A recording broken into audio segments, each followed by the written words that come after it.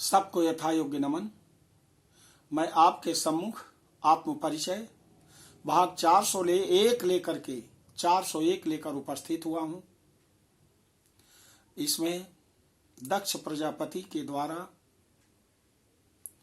यज्ञ करने का निश्चय किया जाता है और भगवान भोलेनाथ को नहीं बुलाया जाएगा, ऐसा सबके सामने प्रस्ताव रख दिया। तो इस श्लोक संख्या 29 से सप्तम अध्याय में आप सुनने जा रहे हैं। आइए। मंत्रिण ऊचुः शिवेन देवदेवेन कथम एवं करिष्यते अनये कारणं नैव चस्माभिरूपलक्ष्यते त्वं तु बुद्धिमतां श्रेष्ठा सर्वशास्त्र विशारदा आज्ञापय यथा युक्तं ततो भद्रं विरिच्यते।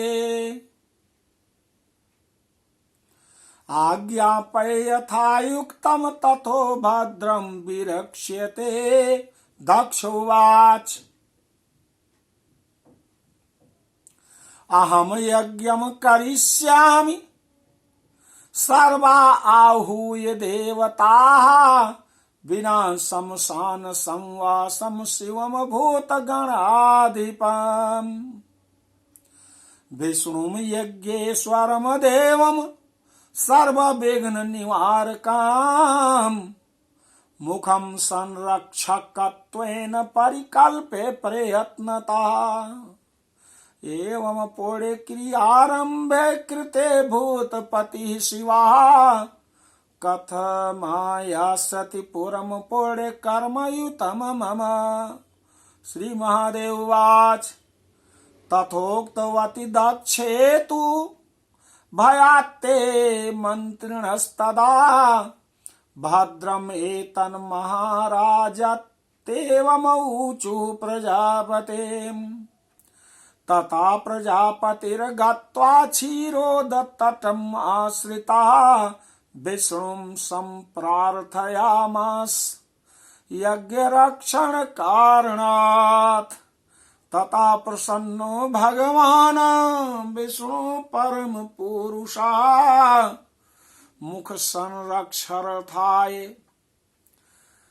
तथा प्रसन्नो भगवान् विष्णु परम पुरुषः मुख संरक्षणार्थाय स्वयं प्रयाच तत्पुरम्।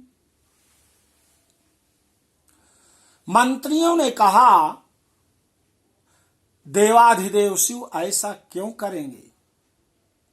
हम लोग उनकी इस अनीति का कारण नहीं समझ पा रहे हैं। आप तो बुद्धिमानों में श्रेष्ठ तथा सभी शास्त्रों के ज्ञाता हैं। आप ये तो उचित आज्ञा दीजिए, इसके बाद हम लोगों के द्वारा कल्याणकारी साधना अनुष्ठान किए जाएंगे। दक्ष कहते हैं, शमशान में निवास करने वाले तथा भूत गणों के अधिपति शिव को छोड़कर अन्य सभी देवताओं को बुलाकर मैं यज्ञ का आयोजन करूंगा और समस्त विघ्नों का नाश करने वाले यज्ञेश्वर भगवान विष्णु को यज्ञ का संरक्षक बनाकर मैं प्रयत्न पूर्वक यज्ञ संपन्न कराऊंगा। इस प्रकार पुण्य यज्ञ का आरंभ हो जाने पर वह भूतपति शिव मेरे पुण्य कर्म युक्त नगर में कैसे आ पाएगा? श्री महादेव जी कहते हैं, नारद, तब दक्ष प्रजापति के ऐसा कहने पर भय के कारण उन मंत्रियों ने दक्ष प्रजापति से कहा, महाराज, यह ठीक ही है। तत्पश्चात क्षीर सागर के तट पर पहुंचकर दक्ष प्रजापति ने भगवान विष्णु से यज्ञ की रक्षा के लिए प्रार्थना की। तब परम पुरुष भगवान विष्णु प्रसन्न होकर यज्ञ की रक्षा करने के लिए उन दक्ष के पुर में स्वयं आ पहुंचे। दक्ष के पुर में स्वयं आ पहुंचे।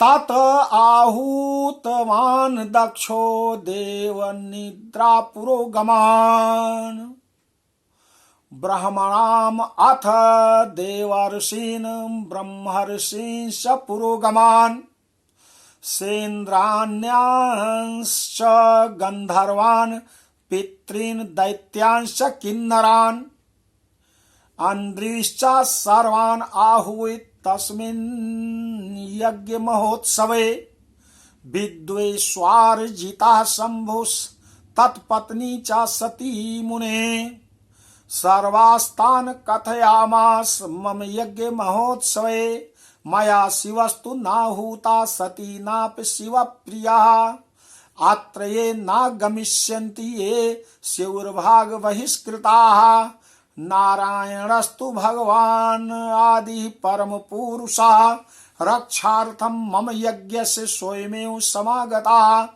तस्मात् त्यक्त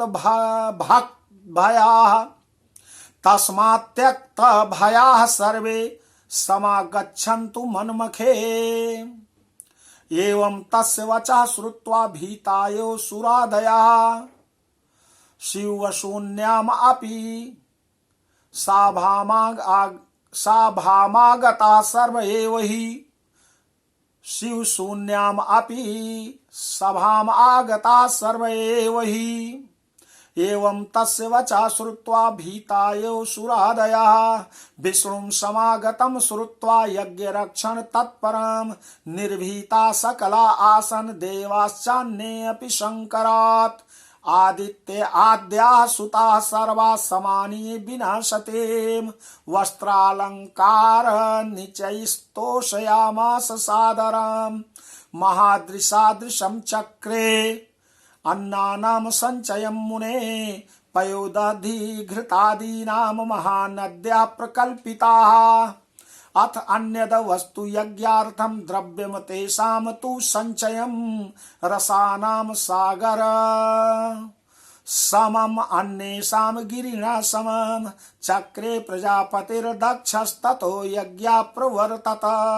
वसुधा भूतत् स्वयं वेदी स्वयं कुंडे हुतासना ज्वाज्वालोरध्वमलशिखो विधूमो मुनिसत्तम वेद पाठ नियुक्ताश्च समासंस्तत्र ये मखे स्वयं यज्ञा समायातस्तत्र वेद्यां महामते नारायणस्तु भगवान आदि परम पुरुषः यज्ञ संरक्षक स्वामी जगताम रक्षकः स्वयं एवं परवृत्ते यज्ञे तु दधीचिर ज्ञानिनां वरः आदृष्ट्वा शिवम् एकं दक्षम् आहमहमति आदृष्ट्वा शिवमेवैकं दक्षम् आहमहमति। इसके बाद दक्ष ने इंद्र आदि प्रधान देवताओं ब्रह्मा देवर्षियों प्रधान ब्रह्म ऋषियों प्रधान यक्षों गंधर्वों पितरों दैत्यों किन्नरों तथा पर्वतों को निमंत्रित किया। मुनि दक्ष ने उस महायज्ञोत्सव में सभी को तो बुलाया यज्ञोत्सव में सभी को तो बुलाया किंतु विद्वेष के कारण शिव को तथा उनकी पत्नी सती को छोड़ दिया था। दक्ष प्रजापति ने उन सभी लोगों से कहा, मैंने अपने महा यज्ञोत्सव में शिव तथा उनकी प्रिया पत्नी सती को नहीं बुलाया है। जो लोग इस यज्ञ में नहीं आएंगे वो यज्ञ भाग से वंचित हो जाएंगे। स्वयं सनातन परम पुरुष भगवान विष्णु मेरे यज्ञ की रक्षा के लिए यहाँ उपस्थित हैं, इसलिए आप सभी लोग भयमुक्त होकर मेरे यज्ञ में आइए।